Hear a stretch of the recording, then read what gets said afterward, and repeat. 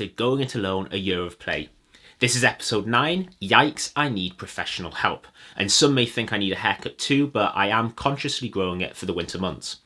But here's a reminder as to why I'm doing these videos.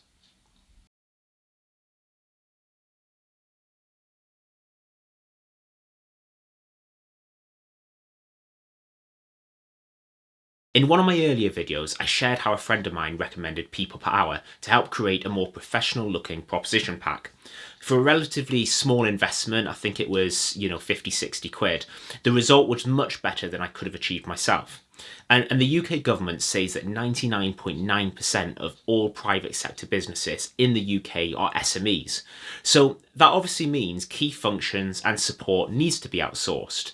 But I suppose the question is, when do you do it and how far should you go when doing it? So when setting up a business, you have to wear so many hats.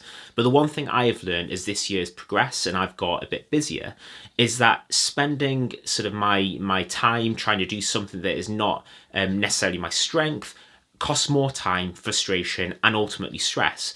I certainly can't afford to pay lots and lots of people and outsource everything, but I have and am making investment on things that I think will add most value to the future sustainability for my business. So value proposition may look different and the skills business owners have will also differ, but here are 3 areas that I've invested in or certainly about to help my business. Number 1, accountancy. The obvious when running a business is accounting. I use Free Agent as an accounting software and it came free with my business bank account and I really, really love it. I would recommend it actually, it does literally everything. And despite me being able to do everything through the platform, reporting payroll, submitting my accounts, an accountant is a worthy investment. Although it's not a requirement to have one, it makes sense. And I see it like driving a car. Although I can help maintain it by topping up the oil, regular cleaning, putting the correct fuel in, I'm not skilled to know how certain parts of the engine relate to other parts and how to drive greater efficiency under that bonnet. Mine has offered some sound advice, not only for the here and now, but also for future financial planning. So some hints and tips from my perspective. Be clear on what you need. Do you want someone to do everything for you or be there to audit the accounts? Do you want to help with self-assessment as well as the business? Do you need someone to take the lead on payroll?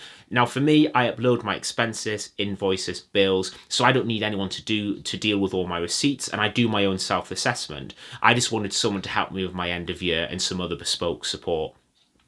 Meet your potential accountant before agreeing to work with them.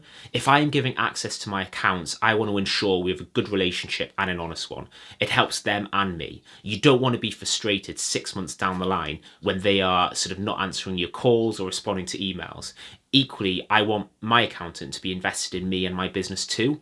I'm not saying they need to tell the world and be as excited about what I do, but I don't want to feel like I'm just another business on their books because my success also surely will drive their success.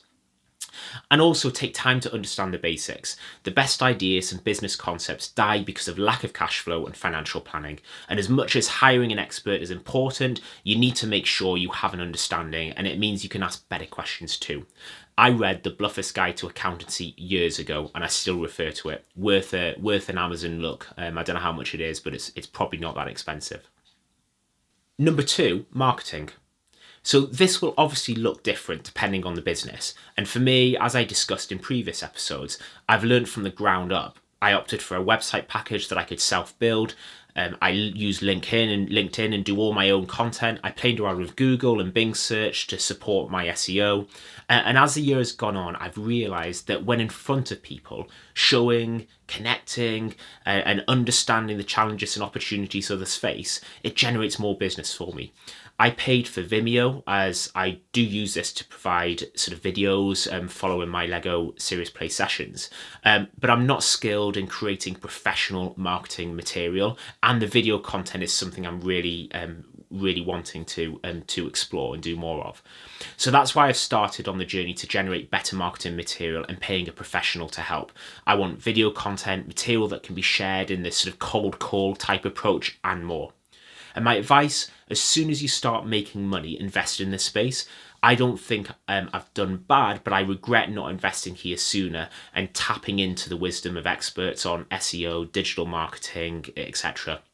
If you have given your proposition enough thought, then the marketing elements should just evolve nicely with you at not much extra cost. And some self-employed friends of mine employ freelance social media managers, and I committed to only using LinkedIn and can manage this myself. But if my business required Facebook, Insta, TikTok, and all the others, well, that truly is a job in itself. So I would definitely recommend hiring someone too. And then thirdly, networking. I've found throughout this year that networking has had a much bigger benefit to me as a person than my business, and it is a lonely place. And so being able to go out there, talk to others, has really helped me and helped me stay grounded, but equally enjoy the journey a bit more. That said, I'm now invested in professional networks like the Chamber of Commerce. And although it's several hundred a year, as a small business, the connections, advice, and business support is invaluable. I know it will drive a greater level of exposure for me and the business. The chamber may not work for you, but what professional networks are available in your field? Paying for access often drives a different level of involvement and means these organisations have budget to put on better events, provide better services and tools. I'm sure there are many more places I could spend my money, including the Lego shop, but I hope this gives you some food for thought. Paying for professional help, even in the early days, where money may be a bit tighter, should not be overlooked. As I've shared, the three areas for me have been accounting, marketing, and more professional networking opportunities. I believe that's going to add the most value. But again, as I mentioned, my only regret is I probably should have done it a bit sooner. As soon as I started earning some money, I should have invested more in that marketing space. I should have connected a bit more into professional networking. And the accountancy bits, well, because I do a lot of it myself, I only really needed that end of year support. But still, for you, that might look a bit different. So join me next time for episode 10. What's the future going to look like now? Because we're nearly coming to the end of this year of play of going it alone. But as always, please feel free to share or get in touch if you found this useful or provoke some thinking for you. Thanks.